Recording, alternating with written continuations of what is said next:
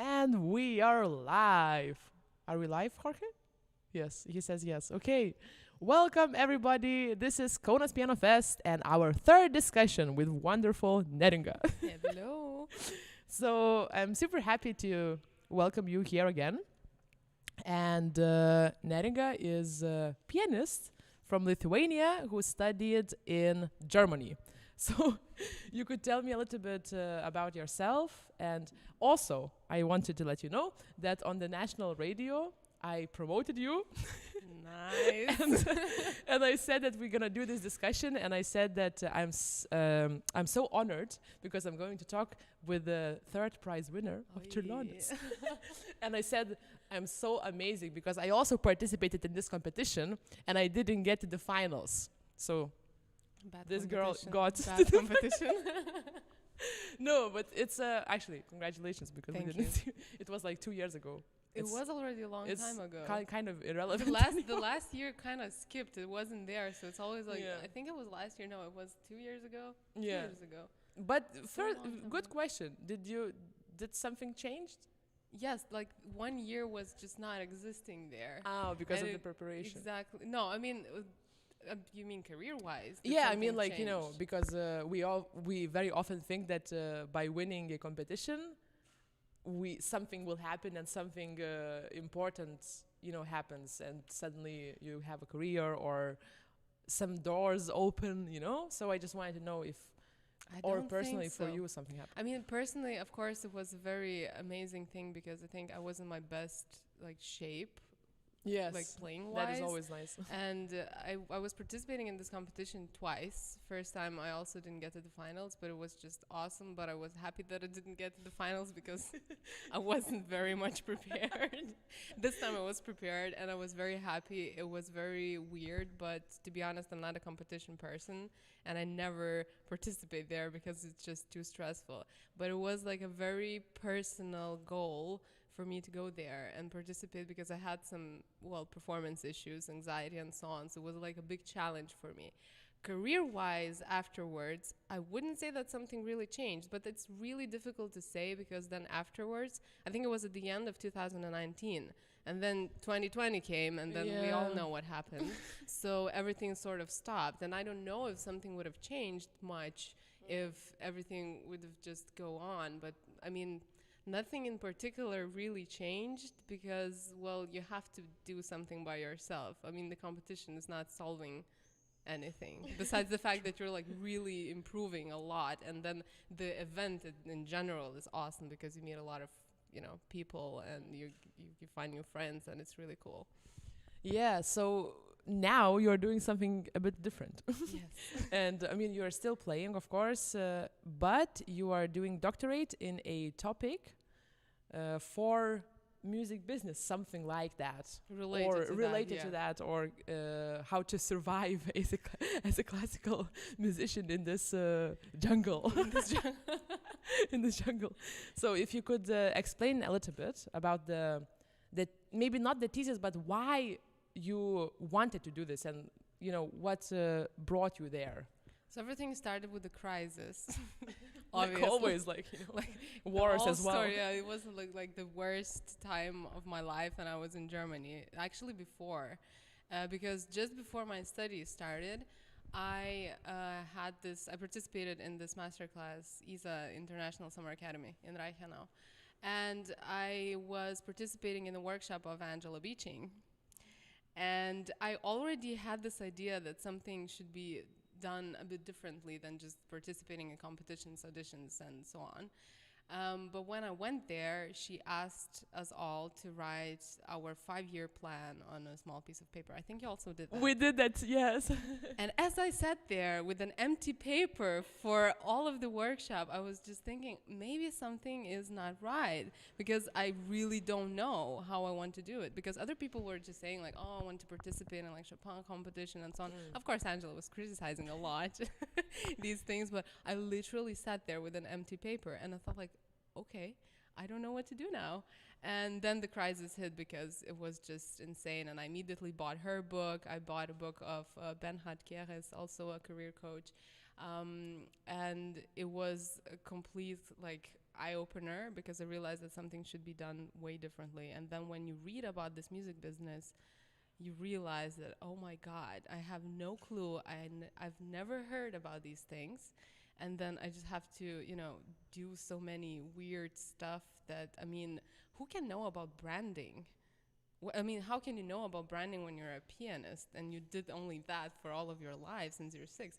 And I really needed to, kind of start, building my website and all of that things. And I did that, but then I really got stuck on the branding part because it's usually like also at the beginning of every workshop or of every book. It's like build your own brand, personal brand. Benhard was using a term love mark, which was a very interesting term of one businessman. Really have no clue what's his last name.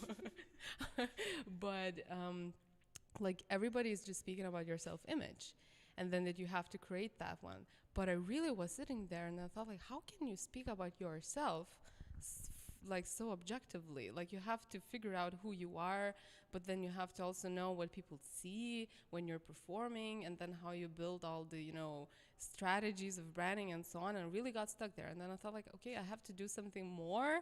So I thought like, why not a research? And then I ended up in our doctorate because I really wanted to do it from the point of view of a performer. So that's why I decided to do art doctorate when, the case studies are happening from your point of view as a performer. You do all the experiments by yourself. And I thought like, why not trying to figure out how to do that actually, the branding part. So I'm kind of stuck at the beginning of the book, but I'm trying to go there really deep. So yeah. Okay, so 3 more years to go, or yes, 2 more years? Three.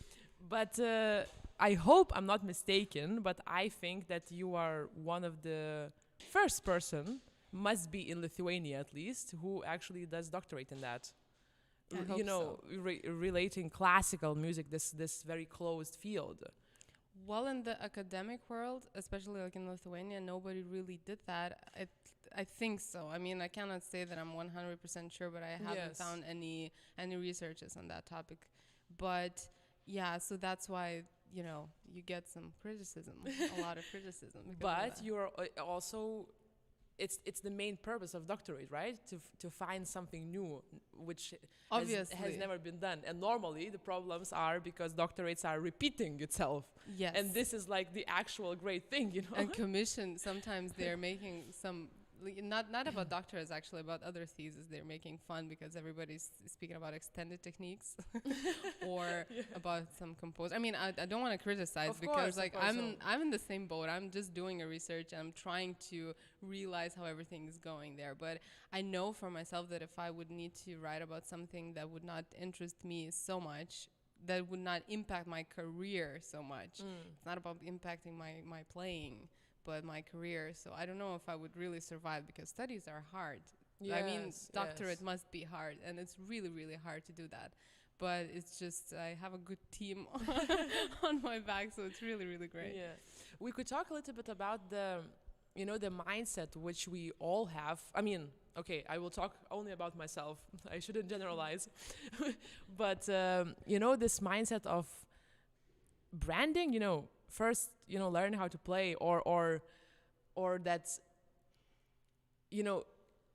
if you are using branding for, you're using branding for help, to help your career, it kind of means that maybe you are not as successful as a performer, and I don't know how it works in different fields, not classical music fields, but I think that there is a stigma, using Instagram and stuff and, posting your videos or whatever, because it feels like probably if you would have a career or you would be successful, you shouldn't do it, and if you are doing it, it's most likely because it's not really going well for you, So I don't know if you can relate to that. I can actually, because quite recently, to be honest, one guy asked me about like, oh, why did you come back to Lithuania and so on? Like, why did you decide to do the doctorate and so on? And what about your career and everything? And I said like, yeah, sure.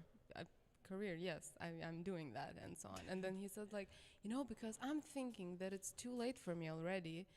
And I said like, how old are you? And he's younger than me. And then oh my God, like, how old are you? I'm almost 27. And then when he says that he's like 25 or 24, and he says like, I think it's too late if you don't have already like a very good start of your career by then it's just like, and I was like, why do you think that?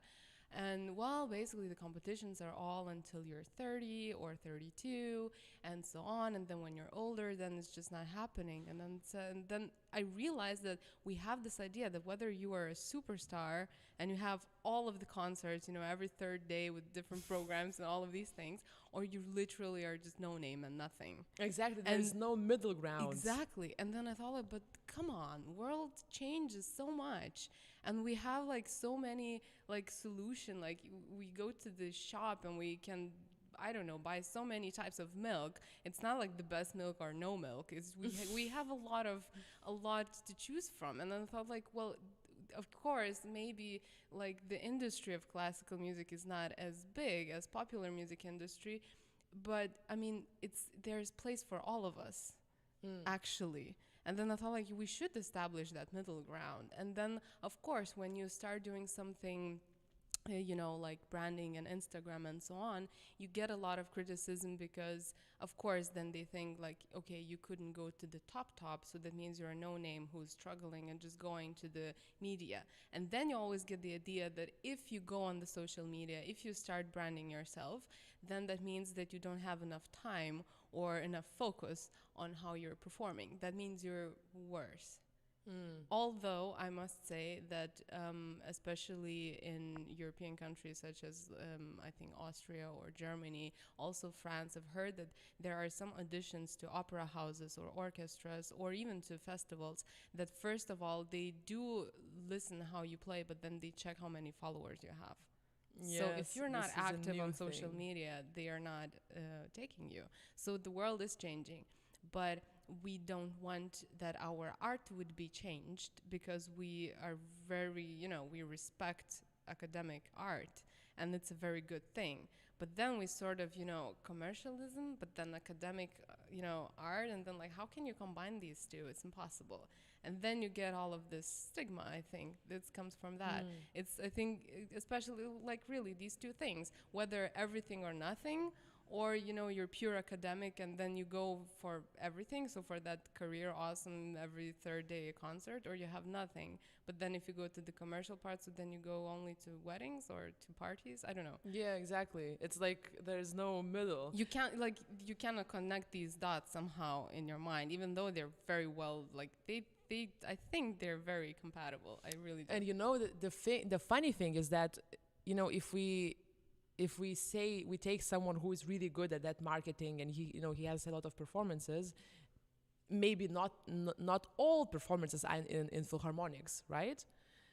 But you know that the person is actually earning money, you know? It's still looked down that, oh, he's not playing in those prestigious halls, even though he might be earning much more than the person who is playing in those prestigious halls.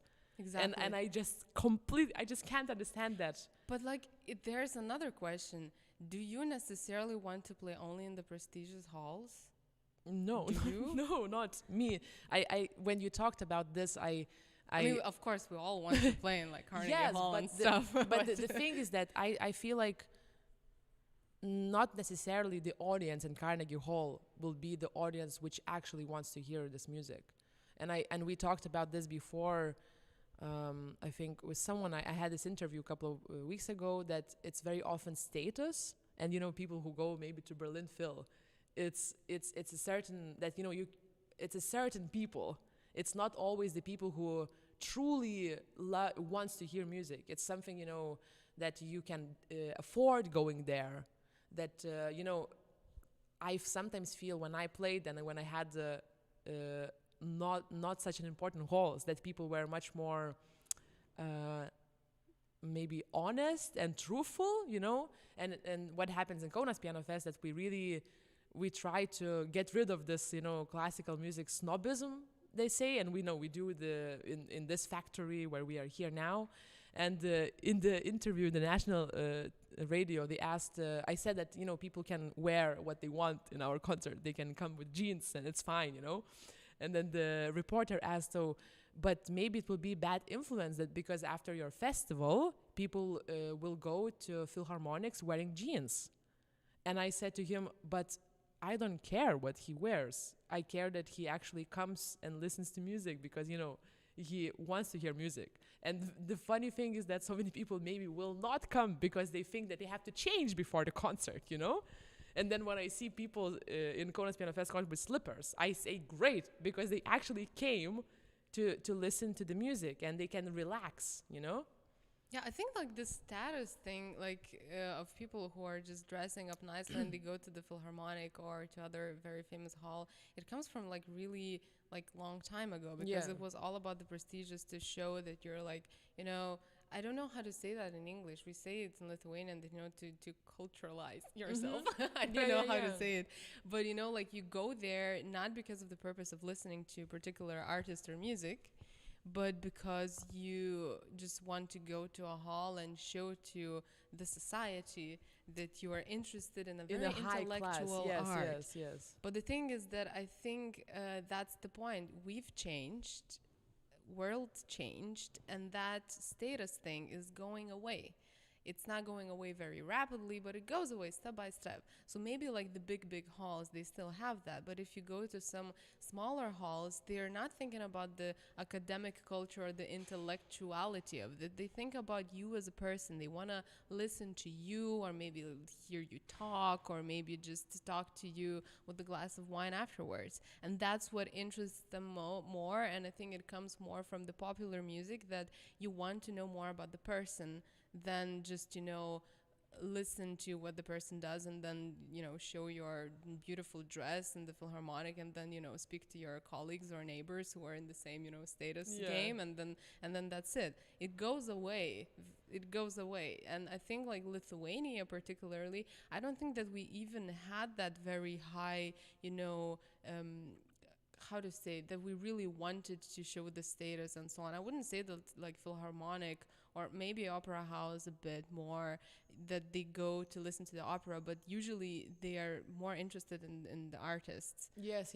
I mean, I talk maybe globally. I don't This is more a global thing. In Lithuania it's a bit less, and I think that's why we're in a better situation, because we can establish a better cooperation with the audience here, because it's everything smaller, less artists, less audience, but then the connection can be way better. It can be, you know, more close. Yeah, of course. Like I didn't want it to, you know, say Berlin Phil does that. No, of course not. And they don't do. But you know, even that you can see what they are advertising. You know, what supports them. Exactly. It's Mercedes-Benz or I don't know how to tell the other brand, but it's Mercedes-Benz. Let it be. Let it be just that one. You know, so it I mean, you know, they are kind of targeting a certain people, you know? They're targeting certain people who probably drive Mercedes-Benz, you know? And it's totally fine. But what I wanted to say, that we, as you say, world change, it means that it can have, classical music can have another angle to it. You know, not only this huge buildings, amazing dresses and prestige. It can also be in the factory where people come and sit, you know, and because very often people say, oh, classical music is like hard to understand.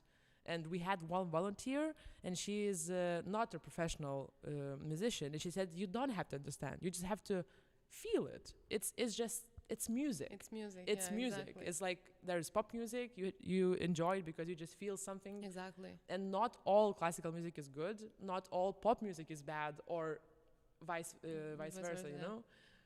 Yeah, I think like when we speak about these high institutions, like these big halls, they are building their audience as an institution, as a building. True.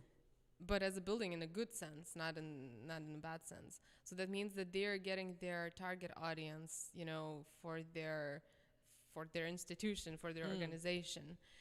But not, I mean, of course, when an individual, for example, a superstar comes to perform there, or a person who has a lot of followers, because there are certain also these big institutions that are also thinking about these things, like how many followers do you have, then of course there's a certain amount of audience that are fans. Yeah. But it's not 100% fans. But when you make a concert in a small building where it's like quite a universal building, it can like any type of events can happen here, then you really just bring your fans only. It's 100% because nobody will go go to that random building to listen to classical music now because it's just what I do. I mean, maybe there are people like that, but usually, I go to Carnegie Hall because I go to Opera House because it's an opera house. And then, you have this, maybe you do it every weekend or maybe you do it every New Year's Eve or something like that. But when you go to a, no-name building to listen to an artist, you go really for that artist. So that means you're interested in the person, not in an institution. Yes. You talk a lot about the change, and I see that in your academic, in your doctorate, you wrote that many things change, and therefore we as performers, classical music performers, we have to change. And what changed? Well, I think many things changed. For example, this thing with the followers, it wasn't like that. A couple of years ago, it sounded like stupid. Like, followers, would you care about that? You Exactly. don't go practice. Exactly. Now, actually, the image is more important. But image, it's a very difficult word because image you always associate with, like actual image. That's it. Like, how do you look like? But image is a very broad term, and it has a lot of aspects, different ones. Actually, you could use image instead of many words that I use in my thesis. So, but the thing is that I think that now people, they really want to know more about the artist, and sometimes even inappropriately more. And that comes from, Hollywood and pop music industry and so on. But that also is happening now in academic music as well. And we have a lot of superstars, and for example, Igor Levit, if you Google, then you always get like, does Igor Levit have a girlfriend? Does Igor Levit have a boyfriend? Like, oh my God, where does he live? Like, how, and so on, like so many questions. What is his address? Exactly, so many questions that are inappropriate, but they're just happening there. Of course, Igor Levit is doing many things besides playing, and it's just mind-blowing, but people still, they get interested in, these things. But they also get interested in nice things, like in the appropriate part of the person, and that is a very big change. Because, well, we do have these stardoms from past century. We do have Glenn Gould and Horowitz, Rita, and so on. So it was also interesting like that, but it was a bit different era. We didn't have that. Social media, Facebook, where you could really, the performer could directly communicate with their fans. It was always going through agency, through, marketing, people, and through magazines and so on. It was never direct, and now it's direct as it is in popular music. And so people are getting more and more interested in a lot of things. So this, I think, is a huge change, because now we have an opportunity to cooperate. Well, we didn't. We were just performer, and then there's an audience. And now we are kind of getting closer and closer. So this is very important. And another thing, competitions, obviously. I'm not criticizing them. It's a nice event, and it's very useful. It can be awesome. And you still have a chance that, for example, if you win a big competition, then a lot of doors open, and then you really, you have an opportunity to start your career. There are competitions like that, but the percentage of that, it's like we always say that winning a lottery, It is. It's like picking your ticket, and if you're lucky. Exactly. It is really, I think the chances are like this, winning a lottery. And it's also like you choose a competition from your level, and it's okay if you cannot participate in Tchaikovsky or Chopin competition. It's okay. You don't have to be always in that level. But then you participate in like less, maybe not that big competitions, and then you win, and then 20 people win in the world at the same time. Yeah, at the same time, exactly. And then like and the next year in that competition is another winner already. Exactly. Then you maybe get a contract, then you play all of these concerts. maybe 1 year or 2 years, like depends on the competition. But then like the next competition, another person wins, and then it takes that from you. And if you couldn't establish the connection with the organizers or with the audience, then you're screwed. You're just done with your contract, and then you go to another competition, and then you hunt for another thing. So I think competitions as a primary source of like, I don't know, like the primary opportunity for your career, I don't think that really is as strong as it used to be, because it's just too many. Like, not too many, it's just more and more competitions. And they lose the importance itself, because, it's same like with musicians. We have so many musicians. Exactly. And it's more and more each year. Maybe like you wouldn't see that so much in for example, Lithuania, although I think this year, I mean, there were and a we lot have of amazing people. quality. Like everyone here are great. But if you look to Germany, because before my entrance exams, I really wanted to go to the statistics and to check, and then I saw that like every year, like thousands and thousands of artists who are playing solo. It's not about the orchestra musicians because apparently you can study only orchestra thing. I didn't know that. But like not only that, or opera singers, it's only instrumentalists. And it's like thousands more each year. So where do you put all these artists? And if they all go to competitions, then you automatically do more competitions, but then you win that competition, and then whole bunch of other people also win other competitions, and then like, yes, you can get concerts, and it is possible, but it's so risky to put everything on that one competition card, because it's not, as Angela Beeching says, it's not you who choose. It's not you in the driving seat, or how that you rely on other people, you know, and you put like saying, will I get paid or not paid? Exactly. And you wait, you know. And commission, like, even though they can be as professional as possible, they're still people, and they're still like audience. So that means like your performance can be, you know, I don't know, you can say if your performance was good or not only by the way you played, but also how the person who was listening to you felt. So the commission, like people in the commission, they're also people. So what if they had a bad morning, or they're tired, or their stomach is upset? So that means that maybe they will, you know, they try to be as objective as possible. And I think it's a difficult job, my goodness. But it's still, you know, like you don't know if this, you know, connection will happen or not. And you still have to think about people who are maybe not professionals, because, well, that's basically our audience. Yes, this is what they want. I think we talked about that before when we chatted, that very often, like, we treat that our audiences are us, you know, our colleagues and our teachers and the jury, which in the real life, we will not play for them, you know? Exactly. And then we kind of do our branding according to what they want, you know, according to what our colleagues want, according to what our teachers want, and not what the actual audience want. Also regarding the programs. Yeah, I think I was speaking with Gintaras Prokofiev 5 sonatas. No, I think I was speaking with Gintaras Januševičius, and he said that he sees the tendency that like people who are even like in their 40s, they're making their programs according to like competitions or exams. So that means there should be like a sonata, like from classicism, then it should be like an etude, and then so on and so on. And then he thinks like, why? Because if you check his programs, it's always something. I wanted to say that he's so creative with all the, you know, he picks vitamin C or something. It's just like, he picks the topic, and it's so, I've been to a couple of his concerts. It was so amazing, because it was like a real, it was almost like a film, you know? Exactly. And I remember I was listening to one interview with a conductor, and he talked about, you know, why people don't go to concerts.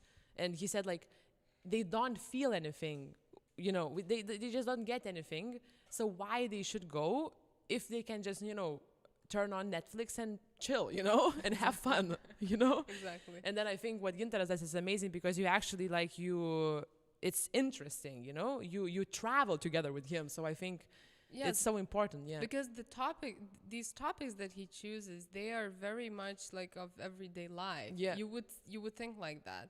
And the thing, it's not like you pick a topic which is sonata. Yeah, sonata. And then you don't explain anything. It's just sonata. Or just that.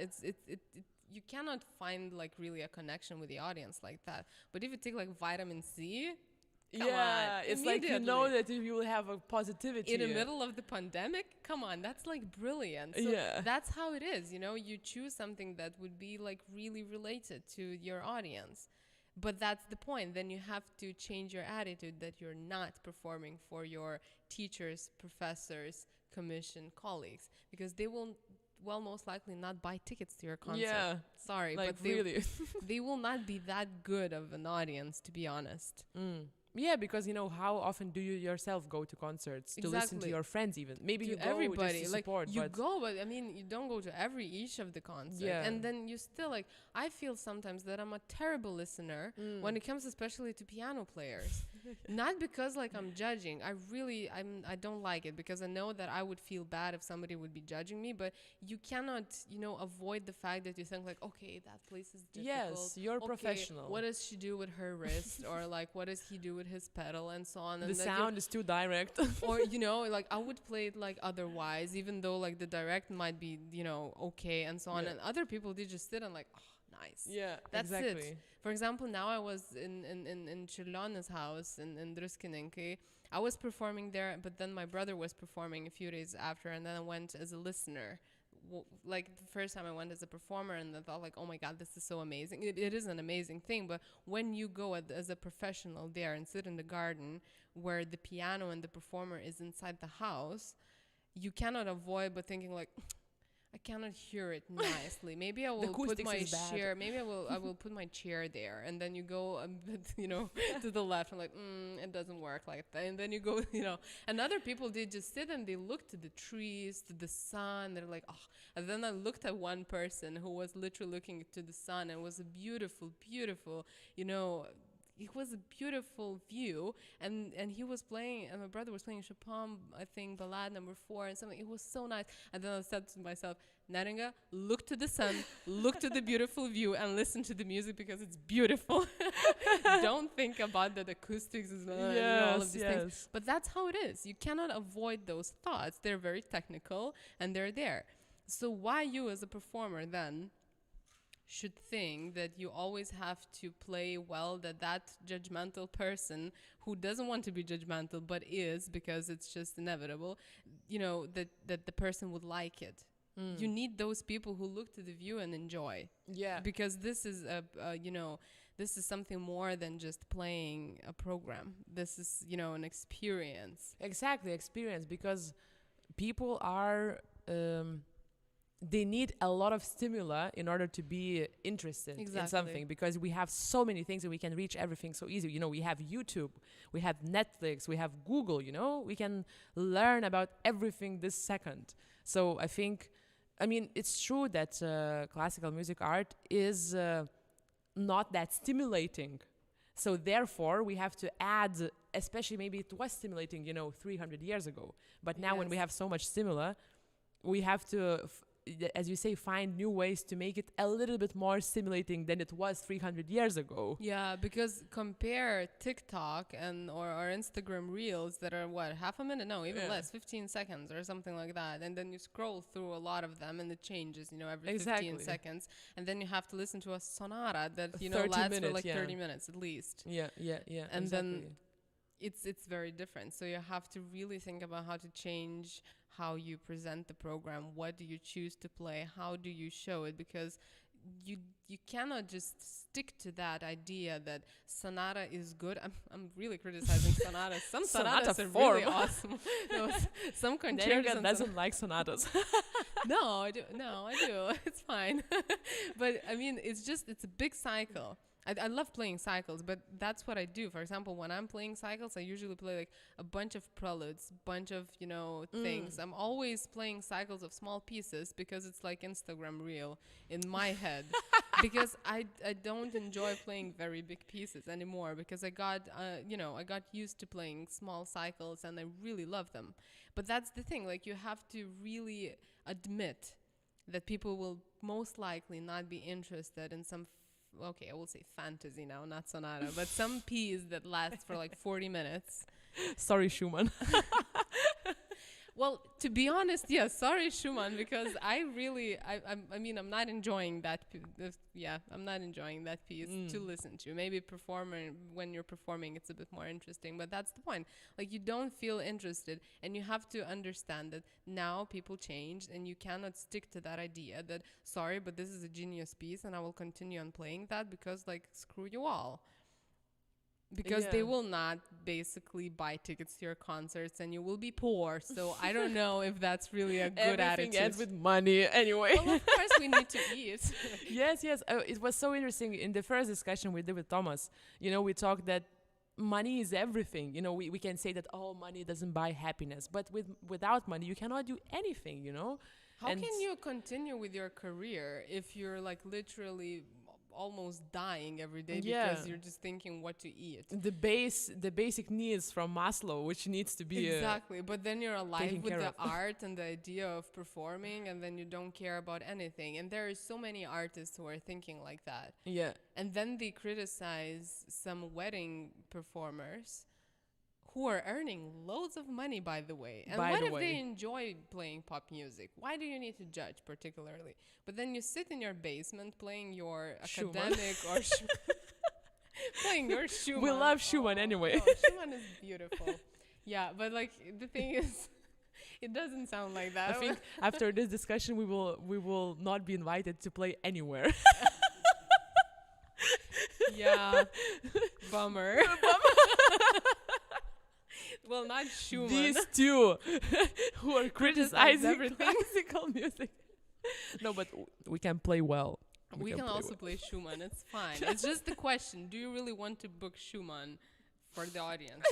Like, do you really want to? That's particularly. Actually, Schumann has beautiful pieces, which doesn't have to be as long. Bunte Blätter, this is fantastic, for example. But it's an interesting thing about we are making jokes, but it doesn't mean that you cannot play Schumann. It maybe you can grow your audience to listen to Schumann. Exactly. To the say for sonatas or fantasies. I was trying to play Szymanowski metopes for people in that house through the window. And that was quite of a scary thing because Szymanowski, well, it's kind of a modern piece. And it's quite difficult to listen to. It's nice to perform, but it's quite difficult to listen to. So you really need to know, how do you present the piece? How do you present, I don't know, maybe your connection with the piece or something, that people would really get into that, idea that you are having in your head while you're playing. You can establish that. And I think people actually liked it. There were 2 concerts with Szymanowski metopes, and they all liked it. At least they said that, so I will believe them. Yeah, I think we are also sometimes thinking less about the audience when we think that they are less intelligent than than they actually are. I think we just need to give them a chance as well. Yeah, exactly. It's not about thinking if they're intelligent or not, because if you're just speaking more about the background story, you're not just like saying like, you're dumb and now I'm going to tell you why this was written, what it is there, so that you would understand. You're not saying that. You're just saying, listen, that's a really nice background story. I want to share it to you because this is the reason why I play this piece. Yeah. And that's it. You don't have to make a lecture of that this is like a sonata form with like the main melodies there and another one. You don't have to do the analysis. This is boring for people. But you really you can, as I said, you need to speak a bit more about yourself, not in a very egocentric way, but your connection to it, because then people will establish connection to you. And sometimes it's going to be not through Instagram or Facebook, but it's going to be through a direct concert. And it's okay if you don't want to talk, but then you have to find ways how to establish that connection. But you're not thinking that audience is stupid. You're just you're trying to connect with them. It's like making a small talk. The same. Yeah, it's the same. When pianists, sometimes they don't bow between the movements, even though someone is clapping. I think it's a wrong thing to do, because the audience, by clapping, they tell you, look at me, I'm here, and then when the performer completely ignores it, it kind of tells them, okay, you are not existing. You did the wrong thing, and now you should be afraid to clap next time. Yeah, and you are not existing for me, Yeah. So I think it's also, as you say, that creating this connection with the audience on stage, and going from the hall, when you go out from the hall as well, exactly. Instagram or whatever. But you mentioned that branding and persona, this very weird word which you have in your thesis, are two separate things, or they connect, but they are not exactly the same thing. They can't. You could say that this is a bit of the same thing, because the term persona is being used in many ways. Like the first, it was in general, it comes from ancient Greek actually, and it was the word prosopon, and it was a literal mask that you put on when you're acting. It's like the character's mask. And so then later on, the literature took it, and they were saying that persona is the main narrator, or the main protagonist of a literature work. But then psychologists took it, and that's when I just completely got hooked, because they said that it was Carl Jung who said that there are two very important aspects of ourselves. It's like our soul, so the inner ego, the very vulnerable, part of ourselves, and then there's a persona, the social mask, which we put on. Yeah. And so then this term was started being used in music, and it was really, really interesting, because then there were musicologists who said that literally the stage and the performance is a social gathering. It's a social, thing. So that means it's okay if you're different, and you must be different than your inner ego. And so, but then actually why it is very much related to branding is because persona was used also in marketing and in politics and in all of these things, because for example, you are trying to establish your self-image according to your, for example, people who will vote for you, or for the people who will buy your product, and that has this manipulative, aspect to it. But so this is how it is related. So that means it's a social aspect of you. And in my research, I'm trying to speak about it. How is it, being expressed on the stage while you're performing, and how you behave on the stage. But then also, how does it look like in, the modern world? So that means the social media and all of these, contemporary, ways of your career strategy. So that means, Instagram and Facebook and TikTok and other things. So what have you learned till this point? I know that you are still in the very, very beginning, but what would you say was the most kind of big revelation for you? Maybe there was but there were many. there were many. There were too many. No, I mean, I really came upon some very entertaining articles of people who were comparing popular music to academic music in various aspects, and it was just very funny, because you realize how big of a show off people are in the popular music, and how little we are. And of course you cannot behave like popular music. Maybe you can. That's the main point. I read a lot about popular music, rock music, because this is where all the research is centered. And academic music has really little left for it. And then I think, what if you use all of that to academic music? What would happen if you would really behave like that? And a very funny thing happened, because I was writing about the gestures, how, what kind of things you do on the stage. And there are movement, you mean? Yeah, movement, and what kind of things you do. I wanted to kind of prove that classical musicians started to do some things that they took from popular music or from rock music.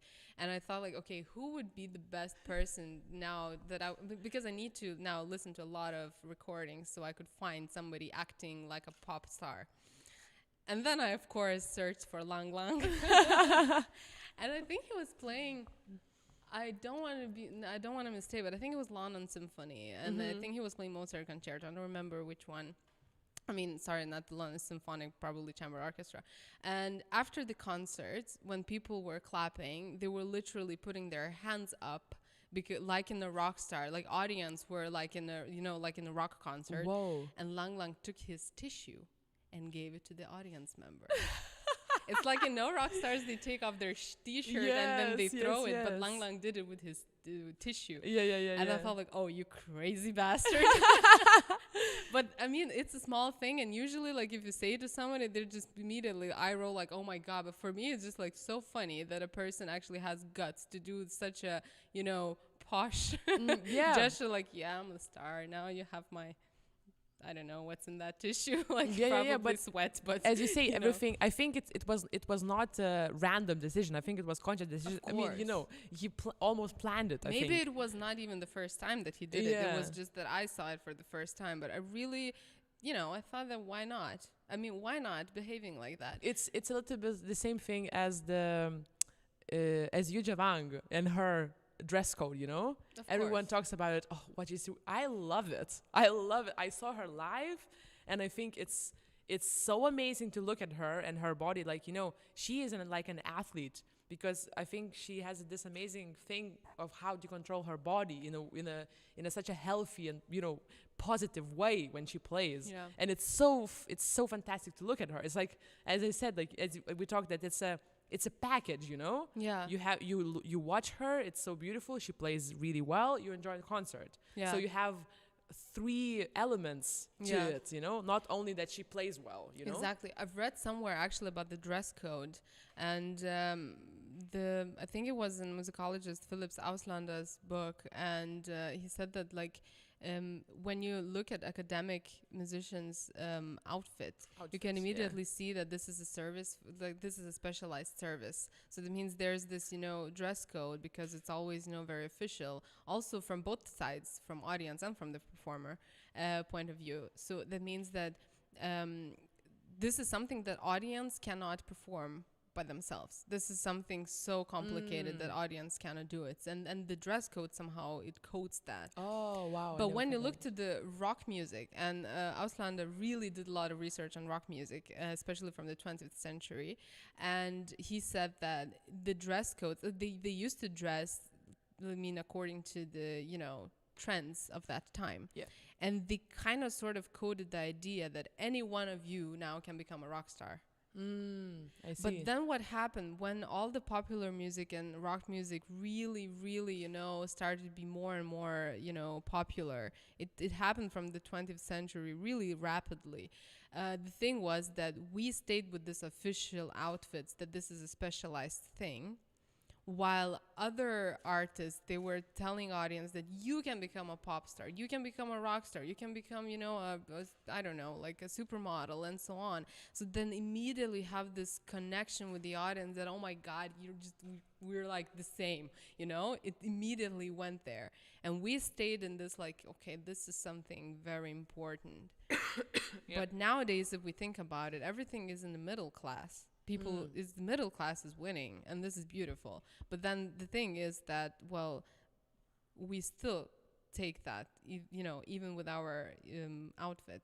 But then when somebody decides to put a short dress or a very revealing dress like Katya Bunatishvili does, then you get a lot of criticism, like, oh my God, you know, like people are coming to your concerts to watch you. And okay, and if Beyonce goes like that, it's fine. Yeah, exactly. You know? But like, okay, if you say to Katya, because I listened to one interview that somebody said to her, like, I think that audience is coming to your concerts because they want to look at you, not listen to you. And she answered like, okay, but I think they want to, you know, to experience the live concert and so on and so on. She was very diplomatic and very cool with that. And she said like, well, what is wrong with how I look like? Because this is how I look like every day, with the lipstick and with the, you know, very designer dresses and so on. But then I thought like, so what if people are actually coming to your concert to look at you? You're pretty, or you're handsome because you're, you know, maybe some people find Lang Lang very handsome, or Igor Levit, come on. Everybody finds him handsome. But it's like Yuja Wang. I mean, she's also like, her body is like so fantastic. As I said, like it was so entertaining. You know, she played Ravel Left Hand Concerto. And, you know, the way she moved, you know, she was, I could see how she balances her body. I don't remember the music. And I'm a professional, you know, pianist. I remember how well she was working with her body because it's one-hand concerto, you know? And I totally agree. It's nothing. Yeah. And I think it's fine. I mean, in pop music, I think most of the time people are coming to look at you. fine. And female artists, they're kind of manipulating with all of the revealing, outfits and so on. And it's okay. Like, so what? Maybe that's the way they want to present themselves. Yeah. Then it's always a question, how much is it like natural and honest, and how much it is, conducted by someone, like the marketing machinery and all of these things. But, it's at the end, it's very important that the audience likes it. Yeah. So to wrap up, what would you say would be the first mindset thing to, not maybe to change. I mean, we don't have to change. Everyone can be how they want to be. Obviously. But just maybe, if we have classical musicians who would like to live, more meaningful or, successful lives, if we can say that, what would you think would be the first step? Well, I think first of all, we have to focus on the audience. And then we have to really find a way of how to try to understand how audience perceive us, because it's very, if we're thinking about, because if you see, like, my research is about creating academic musician's persona, and it's from the point of view of a musician, because this is a very, very difficult task, because you need to talk about yourself and about, so then immediately go to that, according to Jung, to that, inner ego, to your soul, and then you're vulnerable, and then you're afraid to do anything drastic. Unless somebody, from marketing or, tells you, okay, this is going to look good. But then you get a lot of things that, okay, but this is not honest, this is not who I am, and so on. So this is always like the boundary. I think it's very, very slim. It's very difficult to do that. I don't know, like, coming back to that, like, if you're trying to really build your own brand, and you did the course with Angela as well. So that means, like, okay, so how was it for you to sit down and then to think, okay, so what is my brand? How am I exceptional?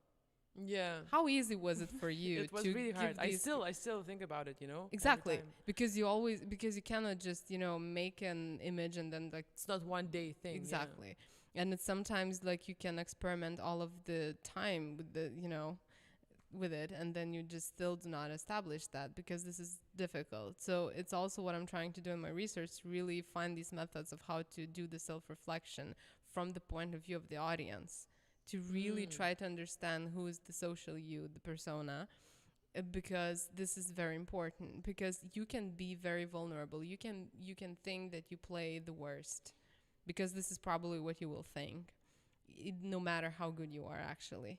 But this is not what audience sees, and then you have to really go with it, what they see, and then to use that in all of the social media and everything, so you could really find the connection. But that's a difficult thing to do. But I think you have to really think about yourself from the point of view of the listener. You have to think about the listener. And of course, then probably when people would be hearing this, they would say, like, okay, but then that means I'm selling myself to the audience. I'm playing everything what they want, or everything what they... But that's a bit like that. I mean, it doesn't necessarily mean that you will never be able to play, I don't know, Bach's Goldberg variations, because it's a long piece and very difficult, and probably audience will not have, the stamina to listen to it. That doesn't mean that, but that means that you will find the audience that will, or you will do, a lot of work so that the audience actually would do that. But you have to collaborate. It's just, you have to do that, because otherwise you will just be there on the stage, and they will be there, and that means that they will not come probably to the next concert. They will go to another person's concert, and that's how it is. So you have to collaborate. Who's listening? So thank you so much, Neringa, for the whole information. And I have a little present for you, which disappeared under my my seat. I have it. I found it. I think we're moving all the time a bit. So this is our handmade Kaunas Piano Fest little present, because you're a pianist and you will get 3 keys. This is so cool. And it's written Kaunas Piano Fest, Festival Friend. So nice. Thank you so much. I will practice on it. Yeah, you can practice your trills. Yes, exactly. So thank you so much. It was really, really interesting. And I hope you had a great time as well. Thank you. And thank you so much for listening, for my free discussions. I'm already a little bit tired, if you can imagine, after the whole festival. We have 2 more days left. We have 1 concert tonight at 8 and tomorrow gala. And all these free discussions will be available on YouTube and Facebook. And yes, we would like to know your opinions. Your comments are welcome. And thank you so much for joining us. And once more, thanks for Neringa. Thank you. And I must say bye to everyone.